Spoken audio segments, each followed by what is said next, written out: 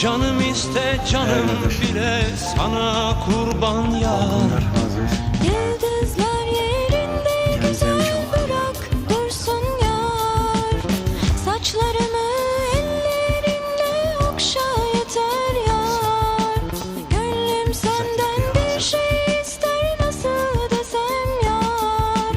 Allah beni bulla beni al koynuna yar. Rüzgar olup ince beline sarılayım yar. Çimen olup ayağına serileyim yar.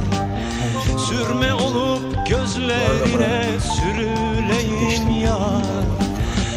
Canım iste canım bile sana kurban yar. Allah beni bulla beni al koynuna yar. Gözüm senden